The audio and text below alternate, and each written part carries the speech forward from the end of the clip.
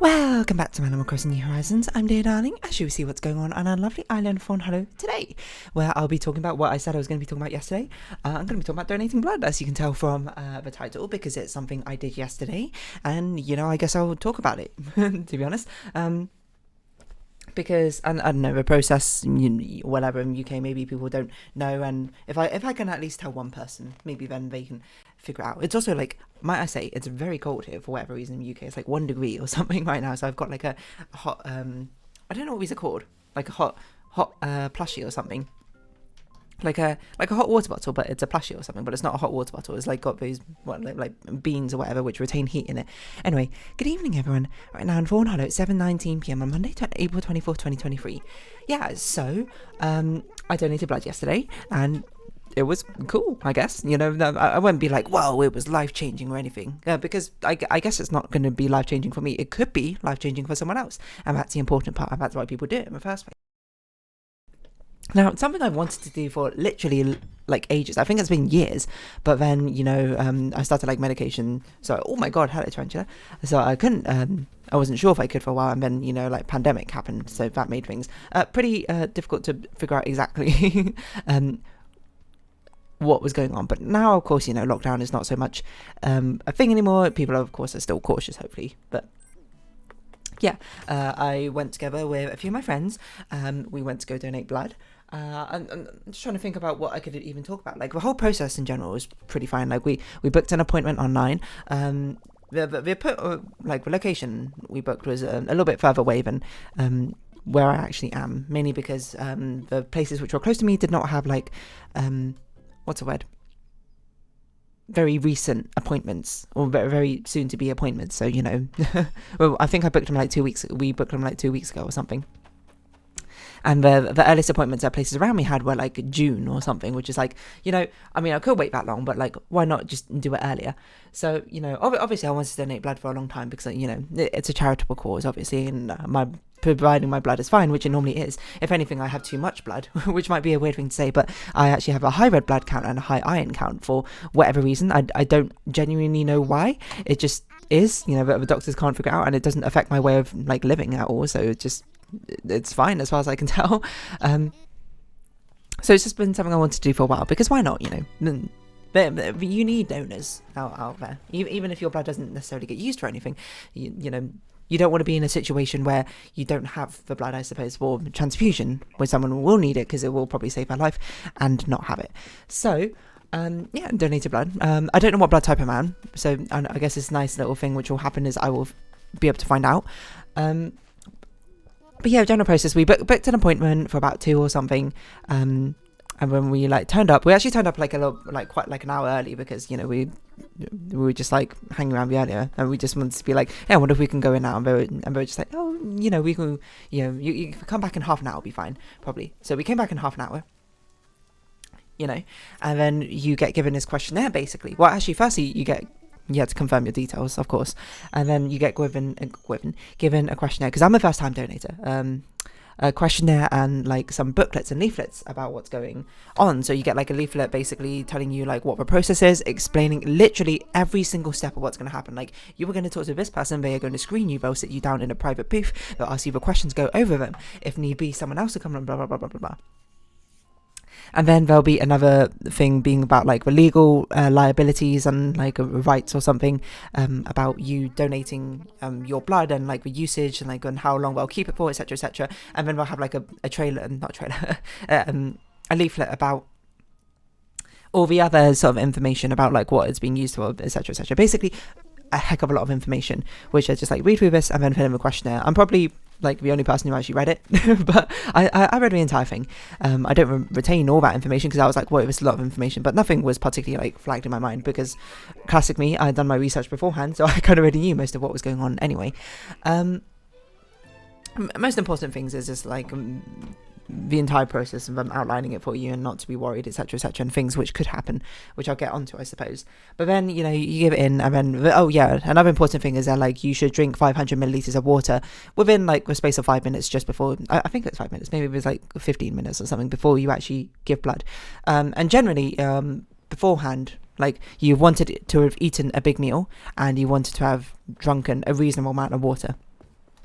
mainly because you kind of, if you get blood taken out of you, that can, make you feel woozy if you don't have any energy, especially if you've been starving, etc., etc. If you don't have water, then it can take a really long time for the blood to actually, be sucked out of you. It's not really even be transfused out of you. That's not really the right word either, but still. That's basically why. So yeah, I mean, we were just basically like straight after lunch. I always drink water, so it's not, the craziest thing for me. It was perfectly fine. And then, we filled in form. It was fine. Went upstairs to go wait to meet I assume they were all nurses, but I'm not like particularly sure, to be honest. But I'm going to assume they are. We meet to meet a nurse who would go over the questionnaire and the screening. And the questionnaire, I mean, you could probably find the exact sort of questions they ask online, to be honest. But a lot of the times it's like they ask you about travel, they ask you about your own like sexual activity, they ask you about like have you had any like complications related to XYZ in the past, or have you been to these sort of areas? Are you seeing a doctor? Do you basically things which seem to make sense, for reasonable medical questions, and most of them you'll probably be like no to. So there's no like further knowledge needed, really. I'd imagine if you are one of the exceptions, you'll probably know you're an exception beforehand. You probably would be aware of the fact. If not, you can look it up online. And by the way, this is just for UK purposes. I don't really know how it differs in other countries, so your mileage may vary. And then the nurse basically goes over it, and then she gives you a little prick on her finger, like a tiniest prick. If you ever done like a diabetes, like a blood sugar blood prick or something like, it's basically like that. She pricks your finger, gets a little bit of sample of blood, and she like drops it in some copper sulfate or something, which is basically to test your iron levels. I can't remember if it sinks or if it floats. It's good, but whichever one it does, it will basically just be like, hey, you have enough iron to give blood today. Because if you have too low iron, then taking away blood from you will probably cause you to faint and be quite dangerous. Because, as I understand it, taking the blood away from you takes some amount of iron away from you, which you slowly regenerate over a period, which is why people have to wait 12 to 16 weeks to actually donate again. It's because you just don't have enough iron in your blood, and it'd be dangerous. I don't remember the exact numbers of that, so you'd have to look it up yourself. But yeah, you go through a questionnaire. And I remember I had to tick yes for some things, like things which could be concerned, like, do you take any medication? Obviously, I take my HRT medicine. I also take some other medicine as well related to stomach acid. To intestinal,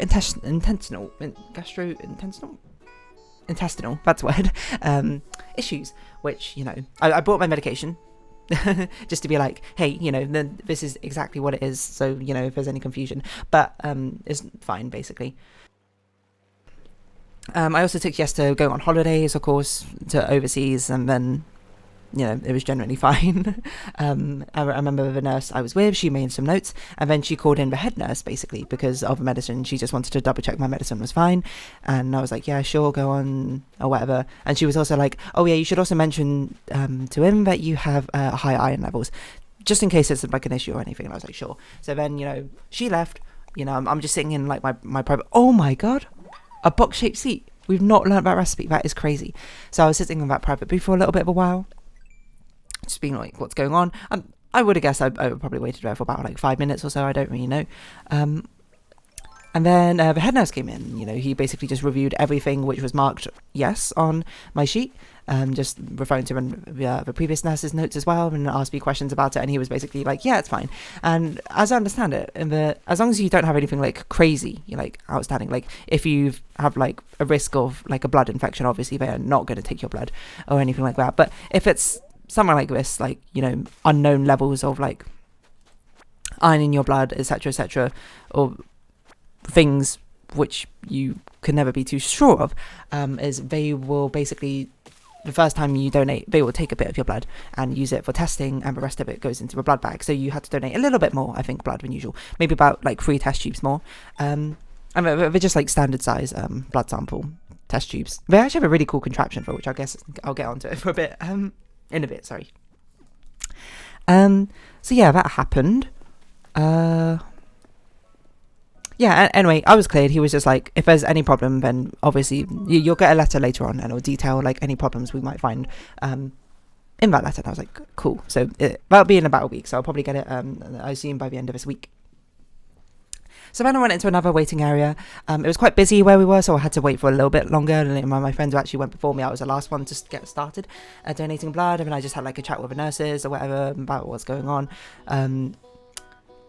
Yeah, and then, you know, then a seat freed up, and then I sat down and basically started giving blood. Like, you know, the nurse came, she basically like cleaned this area in on my upper arm, like near my elbow-ish, I would say, in the inner side of my elbow, to prepare it for like a needle insertion. She got me to like squeeze my like ball up in a fist and then like relax and ball up and relax, and she put like a tourniquet or something on like my upper arm, my forearm, no, not forearm, I don't know what the upper arm's called, to be honest, but over there, just to make sure the vein actually like bulges out and to find it. And then, you know, she's always very nice. She's very like relaxing. She was actually quite funny, the nurse I had, to be honest, about what's going to happen, X, Y, Z, and, you know, be prepared. She even asks you, are you afraid of needles? And then I don't know actually what she says. If you say yes, maybe you, like, she tells you to like look away or something, or I don't know. I was just like, nah, you could just do it. And I just watched it because I'm a weird freak like that. Yeah, and she plugs it in, blood just goes straight out.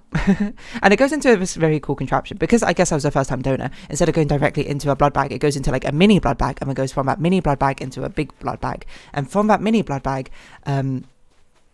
they stuck the test tubes in for the blood tests, in like 3 of them I saw. I don't know, I guess one's iron, one's probably red blood cell count, and the other might be some, maybe like a disease screening, and I genuinely don't know. But anyway, that happened, and then the rest of it siphons directly into the big blood bag. And it's interesting because the big blood bag is basically hanging on this like little mechanical cradle, is how I'd describe it. Or it looks like a mechanical scale, maybe. I don't actually know if it is a scale. My friend told me that it had the time like elapsed on it, but I didn't see what else it had on it because I could not see it from the angle I was sitting at. Yeah, but what else was going to say about it? Basically, what that scale is it's something which basically rocks the blood bag back and forth to make sure that it or tilts it back and forth to make sure it's like nothing's like coagulating or something in there, as I understand it. Yeah, and that's basically it. It just gets siphoned off into that bag. You just sit there for X amount of time, somewhere between 10 and 15 minutes is about usual. I was incredibly rapid. I think I took like 5 minutes or so, because as it turns out, for whatever reason, my blood just shoots out there. You know, like how fast it was I was waiting like a decent amount of time for my friends to get started, and then and I was waiting a while because there weren't enough seats, so much so that I actually ended up taking the same seat my first friend took, and so I started like way later than all the rest of my friends. But then what ended up happening was I ended up finishing about the same time as my second friend finished, which was crazy, to say the very least. I actually asked one of the nurses about that, being like, that was way faster than I expected, because I was like, that was like 5 minutes or like less or something. And he was like, oh yeah, it kind of, normally it depends on a lot of different factors. One of the big ones often ends up being like how much water you drink or have drank today, because I guess that just means that your blood is quite viscous or whatever. So it's very easy to siphon out. I don't know, or maybe my body's just used to giving blood for like blood tests and that sort of thing. I don't think that's necessarily true, but yeah, I can't really say there's much else going on. I suppose you get tilted back, you sit in this like reasonably comfortable chair. You're not in it for very long, to be perfectly honest, and you just had to keep whichever arms being not injected, but whichever blood is drawing, whichever arm the blood is drawing from, pretty still, and you can use the other arm just fine. You know, I just used my phone, chatted with my friends, I took a couple of selfies, and that was genuinely it. And then, you know, that's all I can really say for my own personal experiences. And then like when nurse comes over, you know, he unplugged me. Like I met like 4 different nurses or whatever on that day. You might not meet 4 different ones. My friend only spoke to one the entire time apparently. So who knows? Different experiences. Yeah. So I forgot what I was going to say about this. Yeah, he like unplugged me from the machine. He just like, you know, of course he asked me questions like, are you feeling lightheaded? Do you feel faint or anything? And I was like, no, I'm perfectly fine. And it's actually a funny moment where I actually, as soon as he was like unplugged me and everything, I was like, cool, is that done? And then I was like, went to like stand up and everything. He was like, oh, you should probably like sit down for a bit. I was like, oh, okay. I personally felt no different. For like a split second, I thought, oh, am I feeling a little bit woozy? It turns out I wasn't. But yeah, that's all I can really say. I felt basically like literally no different as soon as I was done. That's not going to be everyone's experience, of course. And then it was like, hey, you should have some like refreshment snacks afterwards, obviously, to rejuvenate yourself. What do you want? And I was like, internally, I was like, I don't really want anything, but I probably should eat something because, you know, that's kind of like medically what you should do. So then I had like a pack of cheese and onion crisps, and I had a Kit Kat, and I had a drink of blackcurrant like juice or something. I should have just gone with water, to be honest. I don't know why I went blackcurrant juice, but you know, he gave me options. He was like orange juice or blackcurrant juice, and I was like, ooh, I haven't had blackcurrant juice for ages. I'll have blackcurrant juice. I drank it, and I was like, I should have just gone with water. Anyway, Kit Kat fine, crisp fine, and yeah, that was it. That was basically all I had to do. Then aftercare was just like, don't do anything strenuous, don't have a hot bath, other notable ones, don't drink alcohol, basically don't do anything which could dehydrate yourself or could cause your veins to dilate, because that will lower your blood pressure, could cause you to faint, basically. I feel like it's very relevant. I ended up talking about fainting on Sunday, didn't I? So yeah, basically my experience was generally quite fine. Obviously, other people's experiences might not always go to plan. And I apologise to my friend if they... I'm not really outing them, I suppose, necessarily, but my friend had a few troubles where after he finished donating blood, you know, the blood transfer process... I think he said it actually took a longer time than he expected. He was like around 15 minutes or something, which is a bit longer than you might expect. But he said that once they sat him up in the chair, like they brought the chair, like the chair actually tilts back and forth. He was like, I'm feeling a little bit faint. And then he said, in his words, he knew it was coming because he just went, wait, I'm actually feeling really faint. And then apparently he fainted for about 10 seconds or so. Which was a pretty scary moment maybe scary for him, I'd say, first and foremost, but I was quite worried as well, because basically, I was done, like, a little bit before him. I was just, like, eating refreshments or whatever, and I was just, like, chatting to a nurse, and when I turned around to look at him, and then there was, like, they put privacy screens, basically, around him, but they put privacy screens whenever, like, any sort of incident happens, I imagine, so they put, like, privacy screens around him, and the only thing I could see was his legs, like, way up in the air, and I was like, whoa, what happened? Obviously he was fine. He was being looked after by multiple nurses, so they know what they're doing, don't they? And feet in the air, it's the same sort of thing, like to get blood to the head, because, you know, the same reason that if someone goes into shock or they faint, you want to elevate their feet to try and get some blood, you know, from their feet and their limbs to their head, because that's where the blood's missing. Well, it's not the blood, I guess it's not enough oxygen to the brain or something. I don't know. I should remember. He was fine. He was a bit woozy and a bit more tired, I suppose, for the rest of the day. So, you know, we didn't do anything strenuous, and he just done, you know, some snacks to just make sure his blood sugar was a-okay. But as far as I can tell, he's fine. But it can also happen, of course, to other people as well, other sort of things. Apparently, Lily, you're also not allowed to move. But there was a person... I didn't see this happen because I think I was being screened at the time. It was next to my friend who was first to go, who ended up like throwing up. I don't know if she finished the transfusion process or not, but you know, apparently she vomited from it. I guess it made her super sick, and so you know, it happens.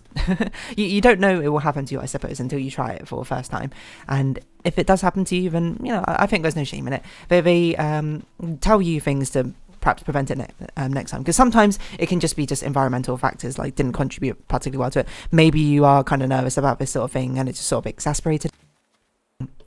But sometimes it also is just literally a medical genetic thing. Like maybe if if it turns out your blood iron, you just have lower blood iron than the average person or something. So it literally, not that you can't donate blood necessarily, but it's maybe you shouldn't. And I don't know when they draw the line, but I did see that if you basically like faint 2 times in a row, or if you fail the iron test like 2 times in a row, they're basically like, we're going to take you off a blood donor list. And it's not necessarily like, oh, you suck, we don't want you. It's just more like, for your own safety, you should not be donating blood. Right?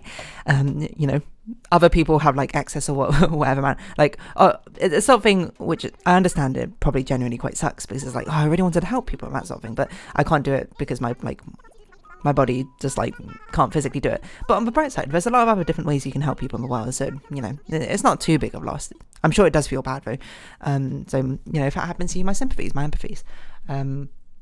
But sometimes it can just be like a one-off thing. Sometimes it can actually be a recurring thing. I don't know. The doctors know best, so I didn't follow their advice. But yeah, basically afterwards, that was basically fine. I don't really know what else to say. There's other things which prevent you from donating blood. Like, you can... this was the thing, because I wanted to actually get my ears pierced, like a week ago, back when I had a haircut. Because I was like, it's about time, you know. I should probably do it. But it turns out if you have your ears pierced, you can't donate blood for about 3 months or so. So I was like, I'm not really that much in a rush to get my ears pierced, so let's at least find out, you know, how often I can donate blood before I try and figure it out. Because optimally, I would like to donate blood, then immediately the next day get my ears pierced. Because apparently you probably shouldn't do it on the same day. Although, knowing the fact that I have more red blood cells than necessary and more iron than usual, I probably could get my ears pierced. I don't know. Anyway, so that's been my experience. It was cool, to be honest. And you know, whenever I get that letter about donating blood, and I'll go for it, and then maybe I'll talk about it on Animal Crossing as well. I don't know if this is something which people really have questions about. I mean, there's probably much more informative things online, but I don't know. That was just my experiences. It was basically pretty cool, to be honest, and not really that big a deal, I suppose, out of my day. So absolutely something I'm going to be doing as often as I can, I think. So anyway, I'm going to round this episode off here. If you have been watching, thank you very much. It's been Animal Crossing New Horizons. I've been Dear Darling. Likes, comments, subscription, shares greatly appreciated. Twitter, Discord down below. Hope you see each other again. But for now, it's our farewell. So until next time, bye bye for now. Oh, I didn't actually stop recording.